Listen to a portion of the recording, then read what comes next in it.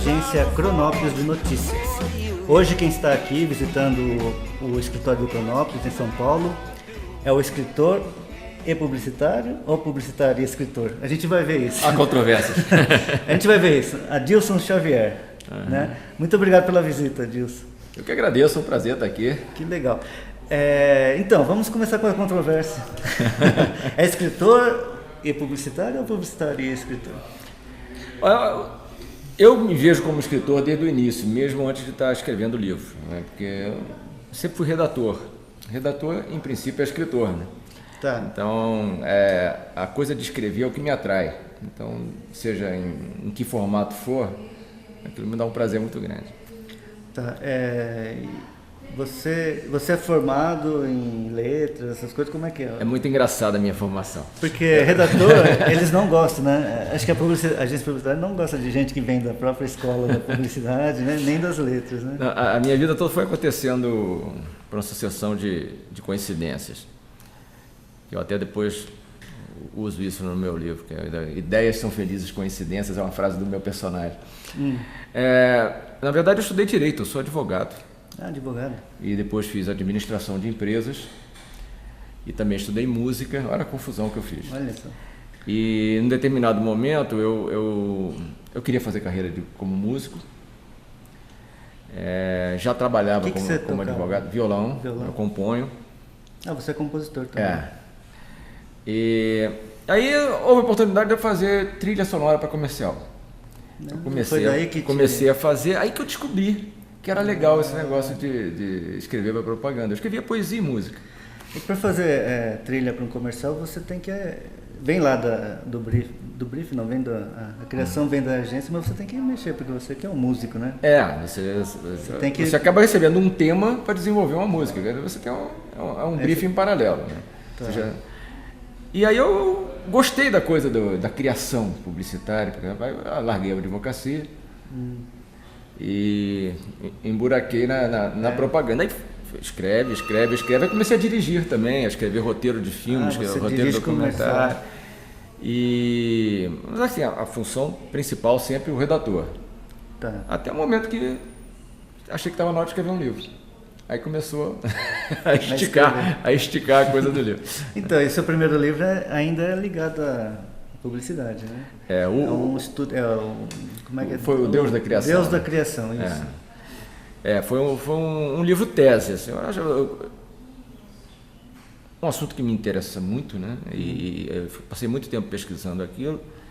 E você, quando começa a escrever, a sensação, pelo menos no meu caso, de uma insegurança grande. Assim, eu não tinha certeza, será que isso vai dar um livro mesmo? Será que esse assunto é suficientemente interessante, que eu chego no fim disso? Eu fui escrevendo, porque eu não tinha prazo, não tinha compromisso nenhum. Não tem o briefing, mas o briefing já vem com um prazo, né? Para ontem. Não tinha nenhum cliente no meu calote. O cliente era você mesmo. Eu fui escrevendo até o momento que eu achei, eu acho que está legal. Aí, assim, eu tenho um grande amigo escritor que trabalhou comigo em propaganda também, que é o Antônio Torres. Então, eu escrevi um livro, queria que você desse uma olhada. Esse Deus da Criação? O Deus da Criação. Então, ele gostou muito. Aliás, assim, a orelha do livro foi ele que fez. E me apresentou à editora.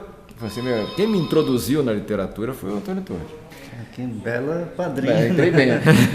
Você entrou bem pela literatura. É um livro blasfemo, porque você compara Jesus Cristo ao primeiro marqueteiro. Diretor de criação, é um grande diretor de criação. Um grande merchandising man. Assim, eu entendo assim, que a capacidade de comunicação de Jesus Cristo é uma coisa fenomenal. Sem ter mídia, ele conseguiu se perpetuar até os dias de hoje, ficar famoso como ficou, e as frases ficaram. Então, tem tudo a ver com a coisa que se coloca agora do storytelling em propaganda, se fala muito. O que é isso? É a capacidade de você contar a história de uma marca. Assim, a eficácia da comunicação acontece quando você tem uma história que ancora tudo que você está dizendo. Que é como Jesus fazia com as parábolas. Ele queria dar um exemplo de alguma coisa e contar uma historinha. Você grava a historinha e nunca mais esquece aquele negócio. Então a moral da história está sempre ali contigo. Né? E ele aprendeu isso sozinho? Sim, bom, ele era divino. Pois aí é uma outra capacidade que a gente... Né? Que ótimo. E você não foi... Os fundamentalistas não te caçaram, não? Olha, não reclamaram, não, assim? Se bem que você deixa muito claro, né, no livro que você... Eu sou um cara religioso. É, religioso. Tá. Eu fui de grupo mas, franciscano, assim, inclusive. Olha assim. Mas os padres não reclamaram? Não, assim, não se questiona nada de divindade, se questiona uma habilidade que não deixa de ser divina. Acho que todo mundo, todos nós, quando criamos qualquer coisa, estamos manifestando nossa divindade ali. Então, qualquer pessoa que cria tem um pedacinho de Deus. Pô, né? Eu acredito realmente nisso. Uma visão teológica, criativa, religiosamente publicitária. Exato. Fala desse livro aqui, esse aqui é o segundo? Este é o segundo livro e o primeiro romance. Né? Então, o outro era... O outro é uma tese, de comunicação. Extraindo alguns mandamentos de comunicação do que Jesus Cristo fez. O personagem é um sujeito simples, né, que vem da Bahia, né? Conta um pouquinho do seu José aqui. É um José, mas tem um nome bonito no meio, né? Esse nome é interessante. Você usa esse nome como é quase é um motorzinho nele, né? Dentro do personagem, mas também é uma maldição, né? Não. Porque parece que ele está fazendo o caminho por causa do pai, né? Não é por aí? Para o pessoal que não sabe da história, o nome dele é José Spínola. Spínola. Esse E aí é o jeito que ele arrumou para resumir o nome, fazer uma marca. Como o Zorro tem o Z, o Spínola tem o E. É ponto. É ponto, porque ele começou uma série de bobagens a dar uma importância muito grande a isso. Ele achou que era o lado sofisticado dele. Ganhou um significado que ele nunca entendeu. Esse porque ele chama José Santos. José ia ser José dos Santos. Aí o pai resolveu botar um Spínola no meio, porque o pai, naquela ansiedade de um futuro bacana para o filho, achava que com o nome mais complicado no meio, ele ia ganhar mais importância na vida. E aquilo ia dar uma alavancada nele. E aquilo passa a ser um símbolo para ele. Aquilo ficou marcado, é meio incômodo, né? Meio incômodo. Aí ele começa a tentar esconder o Spínola. Então, por isso que tem o E, né? Ponto. Né? E ele aproveita. É interessante. Você não ficou um pouco preocupado assim de ele ter que fazer a viagem do pai? Então, eu comecei a ler, né? Eu li acho que uns 3 capítulos, porque chegou ontem, então não tive tempo. Mas fica um pouco incomodado. Pô, ele vai fazer a viagem do pai. É de propósito. É aquela coisa da transferência é um sentimento que eu acredito que todo pai e mãe tem, assim, meu filho vai mais longe do que eu. Né? É aquela coisa de você projetar e às vezes até criar um tormento para o filho. Né? Assim, coisa de ser muito bem sucedido e que o cara ficar sufocado com aquela história, né? Então, eu fiquei preocupado com o personagem. Vamos ver que... Esse é o karma dele. O karma dele é buscar... Vamos ver o que vai acontecer aqui depois. Tem uma passagem bonita que eu gostei, me marcou, assim, lendo, né, ontem. Quando ele chega no Rio, a primeira coisa que ele dá de cara com uma placa que tem um tal de Spínola lá no meio, né? Então aquilo ficou meio marcado, uma placa de rua com o nome dele, né? É o encantamento dele, ele se sentir alguém, né? Tem uma rua chamada Aristides Spínola. Spínola, ele nunca tinha lido o nome dele numa placa. Esse é um negócio muito marcante. E por que você escolheu um personagem assim tão simples, né, que você diz? E tem uma hora aqui no livro, acho que por aqui, que tem uma carta dele, né? Não é carta, é o conto dele lá que atira os planos. Aí depois você para o leitor, a gente está lendo aqui a carta, aí você questiona com nós, leitores, né? Você faz aquela metalinguagem. Paradas técnicas. Eu acho legal essa coisa de dialogar com o leitor, né? Hoje, quanto mais interativo, mais vivo fica o assunto, né? Então você pode ser interativo também só na leitura, né? Não inventei isso, claro. Machado de Assis já conversa com ele, todo mundo conversa com ele. Mas assim, eu procurei dar a isso um toque leve no livro. Né? Inclusive tem diferenciação de tipologia, né? Quando tem, a carta parece assim, meio manuscrito. Isso. Né? Tem uma aqui que é recrutamento, que achei engraçado, você colocou tipo máquina de escrever, né? No recrutamento. Uma coisa mais burocrática da empresa. Aí tem a fonte do narrador. É legal. Eu procurei assim acrescentar tem um monte de sinais no livro, né? Tem um personagem, o pai dele, o Agenor, que fala muito, uma voz muito grave, tudo que ele fala está em bold. Né? Agenor fala em bold. Tá em bold. Aqui, então, a coisa que você está me perguntando, né, de ser um personagem simples, é curioso quando a gente trabalha assim com criação, o quanto as pessoas ficam te questionando. Né? Eu, quando escrevi o Deus da Criação, ouvi várias vezes a pergunta: como é que surgiu essa ideia? As pessoas são muito curiosas sobre o nascimento de uma ideia. E às vezes tendem a achar que é um negócio meio sobre-humano ter ideia, né? Qualquer um pode ter admiração. Ideia. Pois é. Então eu achei legal você criar uma história de alguém que não tinha nenhuma condição assim, aparentemente, de formação intelectual, como a gente conhece nos grandes centros, para fazer algo brilhante na vida. E exatamente essa pessoa recebeu essa missão. De vez em quando a gente é pego com uma certa arrogância intelectual. Talvez você achar que não, eu leio muito, você acha especial. A gente começa a se achar muito, muito especial. E quando você conversa com pessoas assim mais humildes e vê assim o quanto de heroísmo que elas têm para... O cara vem do Nordeste para tentar a vida na cidade grande, sem nada, sem nenhuma garantia, vem de peito aberto. Esses caras têm um heroísmo que a gente esquece de registrar. Enfrentar uma cidade tecnocrata, né? Tecnicista, né? Que precisa de qualificação profissional, né? E ainda sendo olhado de cima para baixo por todo mundo. Porque aí chega o cara aqui e você está, coitado, ele não... Então, tem essas coisas assim de vez em quando de ponderar com o leitor até onde a gente não ajuda a sufocar essas pessoas com essa arrogância intelectual. E por que é atirador de ideias? Ele tem um atirador de facas no circo, né? Aí você usa a metáfora de tirar faca como tirar ideias? É isso? Isso. O fato é o seguinte: como o José passou a infância e a adolescência dele, juventude, né? Já vai para o Rio, já adulto, num lugar que não tinha nada. A única atração que tinha era um circo que ia de vez em quando lá, e a grande atração do circo que encantava ele era um atirador de facas. Então ele ficou totalmente fascinado com aquela história. Eu não consigo assistir. Aquilo é um negócio tenso. É tenso demais, meu Deus do céu. E aliás, eu até faço essa coisa assim, é o tipo da atração que devia ser quase uma roleta russa, aquele negócio. Você está arriscando a vida dos outros. Quase não é, né? Porque vai que o cara tosse na hora, espirra na hora, né? Então tem um encantamento dele com isso, e a analogia que eu faço é que toda ideia que você lança é como uma faca atirada. Você nunca tem certeza se ela vai acertar o alvo, você não sabe se ela vai bater de cabo ou de ponta, você vai cair torta. Até depois que você jogou. O vento pode desviar, alguém pode interromper. Então é um risco. Eu acho que toda vez que você põe uma ideia na rua, você está correndo um risco. E aí é a analogia que eu faço, porque ele tem esse personagem do atirador de facas muito forte na cabeça dele. Eu não suporto isso. É tenso. É muito tenso. Eu falo, eu não quero ver isso, ele vai errar. Mas eu li aqui uma parte que você faz uma coisa. Não é que ele é bom para acertar onde ele quer que acerta. É que ele não consegue acertar no coração da mocinha, né? Que ele é apaixonado pela mocinha, né?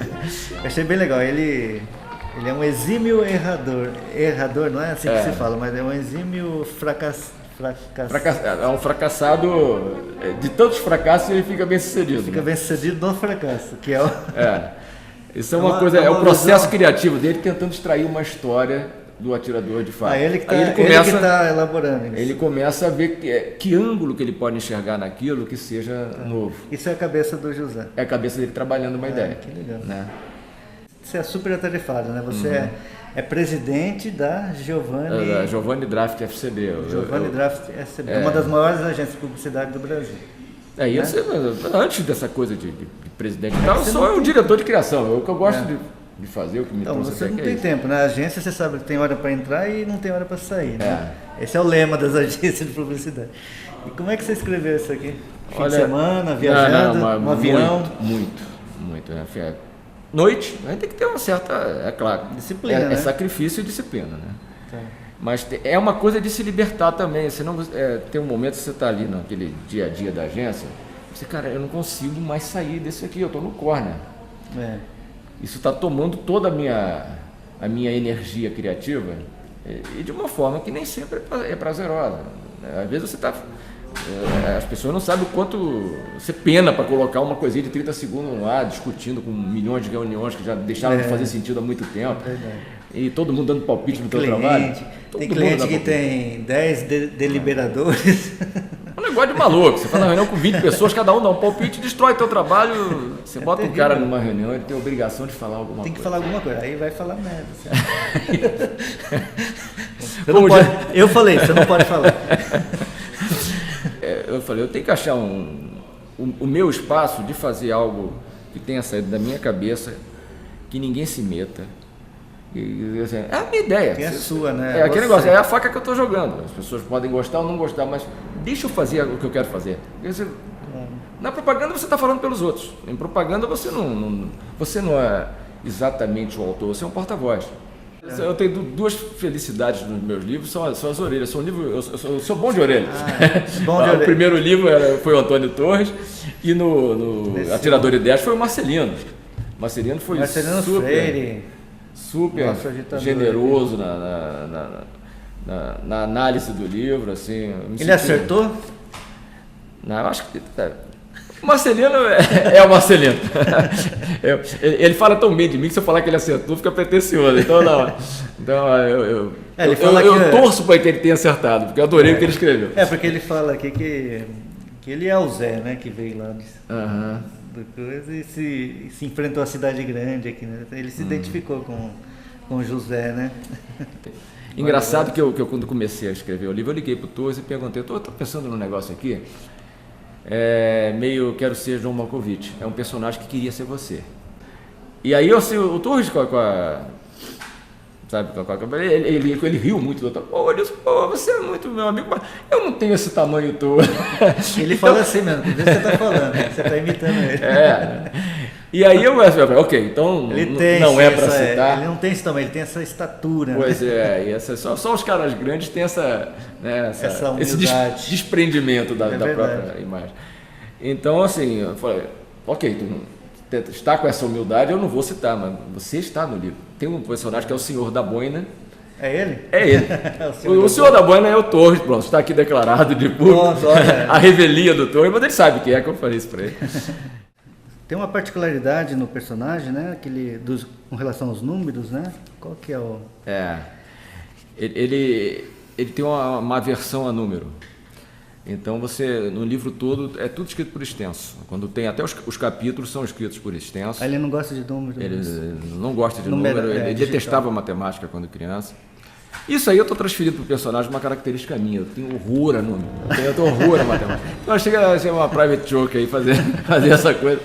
Então ele nunca usa número. Vou colocar uns números aqui bem na frente. Quando você assistir, você vai ficar nervoso. Você está envolvido numa polêmica recente na publicidade, né? Conta a história já passou, né? O negócio da lingerie, né? Como que foi isso aí? Foi um excesso excesso de patrulhamento, né? Sei lá. Foi o comercial da Gisele Bündchen, né? Sobre a lingerie. Uma campanha da Lingerie Hope, que é uma brincadeira de... ela dando uma notícia ruim para o marido e tem duas versões. Ela é totalmente vestida e ela de lingerie. E a brincadeira de lingerie fica muito mais interessante a notícia incomoda mesmo. A notícia é mais persuasiva, né? Aí umas senhoras, algumas pessoas... e foi até no Conar, até, né? Foi. Você acha que é absurdo uma coisa... Mas aí, assim, eu acho que é direito de cada um achar o que quiser achar. De novo, a ideia foi lançada. Para algumas pessoas a ideia não encaixou e foram pouquíssimas pessoas. A grande maioria se manifestou favorável, até irritada com esse protesto. Então houve um contra-protesto. Né? Mas ela está no ar ainda, o comercial, ou já agora tem menos. Ela já fez o Flight, né? O Flight mais forte já foi. O julgamento já saiu, ela ganhou por unanimidade. Eu vi. Muito obrigado por você ter vindo aqui, Edilson. Prazer. Foi muito bacana receber você aqui no nosso Cronópios, falar do seu livro, falar da sua seu trabalho, da sua carreira, foi muito bacana mesmo. E logo vai estar no ar. Tá bom? Que bom, tô. Aguardo. Parabéns pelo que você está fazendo aí, que você está acabando Tamo um movimento muito interessante.